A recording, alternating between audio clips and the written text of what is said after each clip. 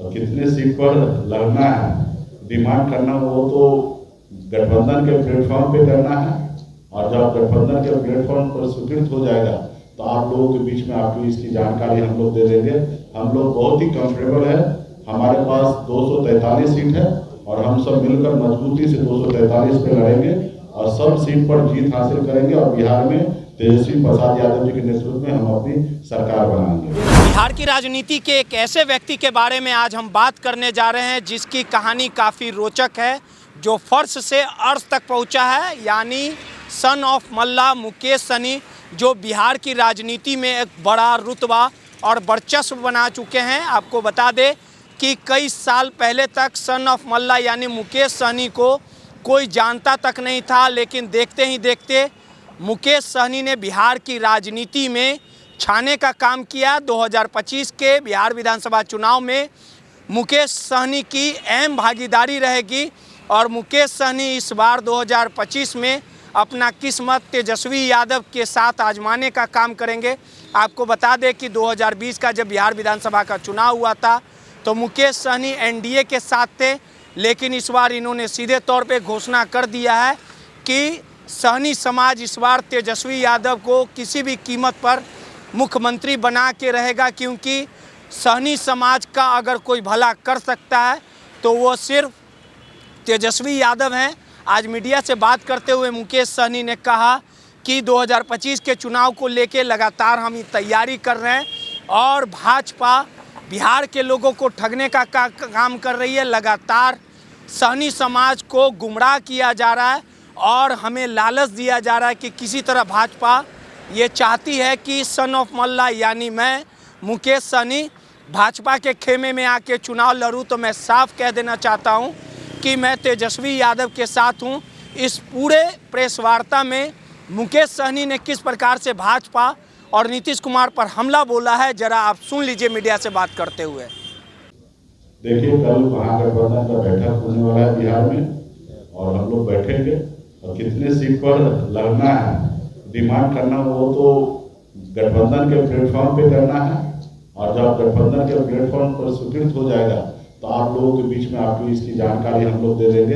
हम लोग बहुत ही कंफर्टेबल है, हमारे पास 243 सीट है और हम सब मिलकर मजबूती से 243 पे लड़ेंगे और सब सीट पर जीत हासिल करेंगे और बिहार में तेजस्वी प्रसाद यादव जी के नेतृत्व में हम अपनी सरकार बनाएंगे।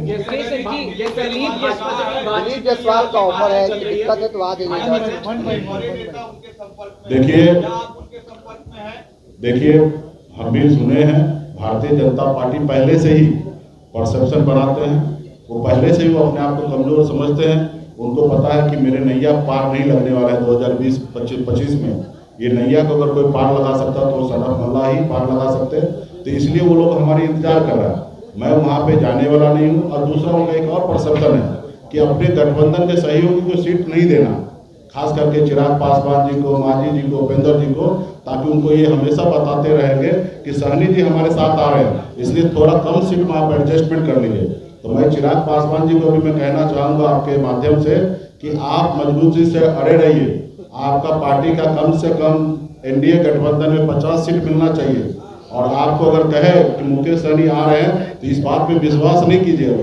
क्लियर है कि वीआईपी पार्टी खास करके एनडीए में तो दूर दूर तक नहीं जाने वाले, महागठबंधन में है और अपनी हम लोग सरकार बनाएंगे। और मांझी जी से भी आग्रह करते हैं, उपेंद्र जी को कह रहे हैं कि मांझी जी अभी 35-40 सीट मांग किए हैं, तो 35-40 सीट तो मैं मानता हूं कि ज़्यादा है, लेकिन कम से कम 20 से 25 सीट उनको मिलना चाहिए और उसी तरीके से उपेंद्र जी को भी मिलना चाहिए।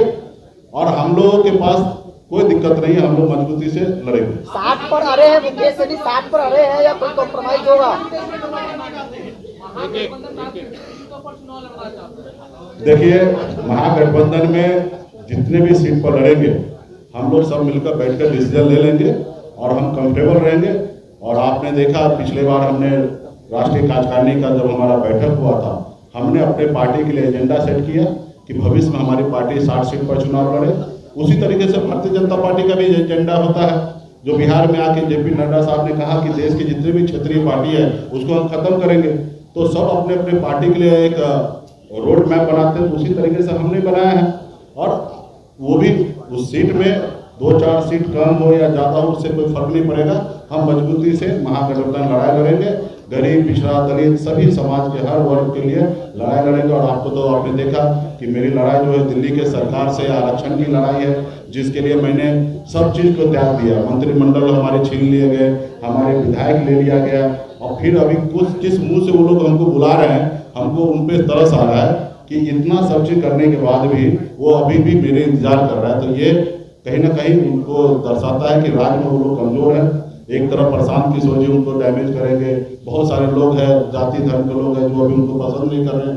20 साल पुराना सरकार है और नीतीश जी के नेतृत्व से निश्चित तौर पे सब लोग परेशान हो चुका है कि अभी क्या युवा सरकार चाहिए, और युवा सरकार हम ही लोग देने वाले हैं।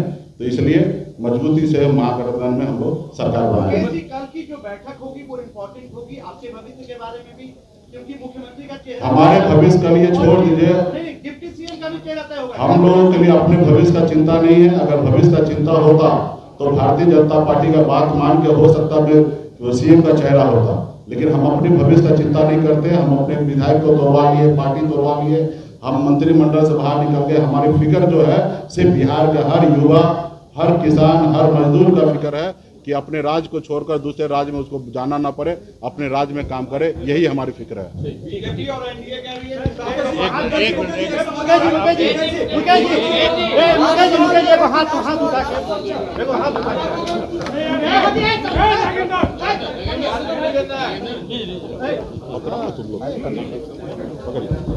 इधर आगे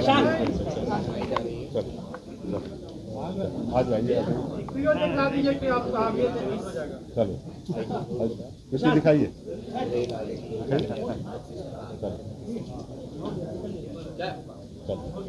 मुकेश जी, एक सवाल है, आपके एक नेता पुलिस, पटना पुलिस में वांटेड हो गए हैं और आप कुछ एक्शन लीजिएगा?